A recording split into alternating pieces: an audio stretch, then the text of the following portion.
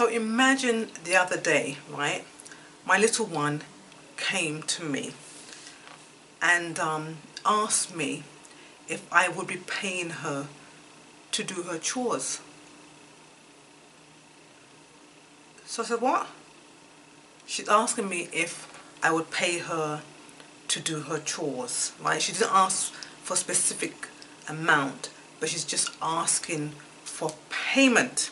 So my initial reaction was,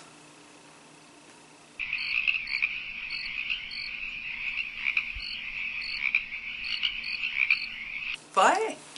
And to this point in time, I have not yet answered such a question. But I had to bring to her attention, right, that back in the days, me and her aunts, right, didn't receive any compensation for doing chores, or as we would call housework back then, right? But I had to just let her know that, listen, when I was growing up, my mother assigned us specific chores, specific things that had to be done week by week, right? And you know, as I've said before, I have 6 sisters, right? So at the time that we started to do housework, there was myself and 3 of my other sisters, you know, in the house at that time. So the 4 of us, between the 4 of us, we were each assigned a specific part of the house that we had to do. And here's how my mother broke it down, right? Week 1, someone will get the bathroom, right? And back then, back in those days in London, you know, small homes, 1 bathroom in the home, right? So if you got the bathroom, then you'd also get the upstairs landing area that you had to keep clean. And you got that in addition to the bathroom, because the bathroom wasn't that big at that time. But you had to do everything in the bathroom. You had to clean the toilet, clean the bath area, clean the sink, clean the floor, you know, keep the bathroom clean, and also the landing on the top floor, right? If you got the dining room, then you had to do the dining room and also the hallway area, and as well as the stairs. So that was your flow of work, right? So the dining room would include cleaning the dining room table. We had a little sideboard there that my mum would keep all her plates and, you know, dishes, etc., that we used, you know, on holidays. So she'll keep that there. You have to keep that area tidy. And in our household, my mum would have her, you know, things on top. So that had to be cleaned off. The dining room table, you know, sweep, and then do the hallway and stairs, as I mentioned, right? So that was that area. If you got the kitchen, then you had to do the entire kitchen, right? Which, not necessarily cook, but you'd have to make sure you did all the washing up. And back then, we didn't have dishwashers in the home, so you were the dishwasher for the week, right?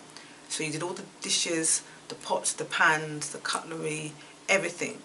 Make sure you clean, wipe down the stove, wipe down the sink area, and that was your responsibility in the kitchen for the week. The floor, everything, and it had to be spotless, right? And if you got the front living room, then that meant that you had to do a lot of dusting. Now the front living room wasn't used very often, primarily when your parents entertained, but it was the one in which your mum kept all her fandangles. That's what we call them, fandangles. And what I mean by that is that she she would keep all her little ornaments and collectibles and little trinkets that she either got from people, you know, when they went away and came back, as they gave it to her as gifts, or she'd go down to the market and see a nice little something to put in her glass cabinet, or she would see a set of, you know, glasses that she would use for special occasions. Those made up her fandangles, and all that will be displayed in the infamous glass cabinet. I know if you're watching this and you come from a similar background, that your mum probably had the same in her living room.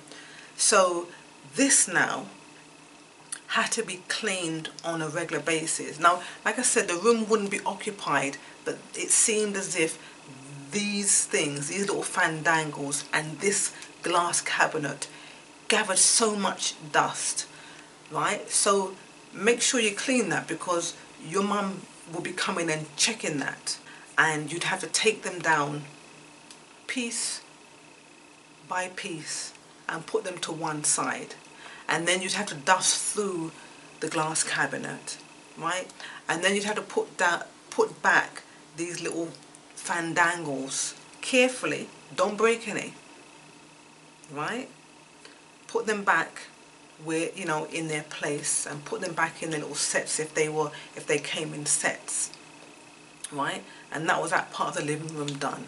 And then you'd have to then move on to the little living room table, and on that now your mum might have her little starched doilies. Now you know that, right? The little starched doilies, right? That was a very common decorations in British Caribbean homes back in the 60s and 70s, right? So what they were was that they were these, you know, like almost like pieces of art, but they were crocheted decorations really, and they would be starched so they're stiff, you know, and used, you know, maybe to put down on a table, and then you'd put your little vase or, you know, ornament on top of that, or just have that doily there as the decoration. So that would be on the living room table, or your mum might have them on the backs of the sofas or the handles of the sofas. So all those kind of things now were in the living room, and all those kind of things had to be dusted off if it was your turn to clean. Okay? And this went on week by week, month by month, year by year. And I can't remember ever thinking at any point in time to go and ask my mum if she would pay us to do this housework. So when my daughter has come to me now and is asking me if I plan to pay her to do housework, to be responsible for the environment that she lives in. I don't even want to say I'm a bit reluctant. I'm not even. There's no reluctance. There's just something within me that just for what? Why am I paying her? What I am doing, as far as I'm concerned, is giving her a life skill, the same way that my mother gave to us. Myself and my sisters are grown women now, and I must say from that we know how to keep house, you know. So, you know, the habit was instilled from very young, but we do know how to keep a house, how to maintain a house, and how to do housework. So the question is, do I plan to pay this child to do housework and to do her chores?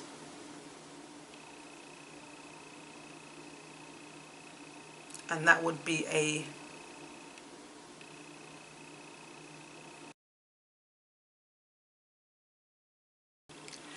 okay. So call me old-fashioned, but there's nothing within me that plans at any point in time to give this child or any child any kind of money to do housework.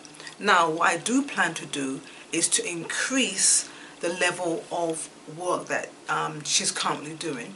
And I'm thinking long term. I'm thinking that as she gets older and heads off to college and, moves towards her own independence, that I want to know that through what she's currently doing, that, housework, that she will learn some life skills.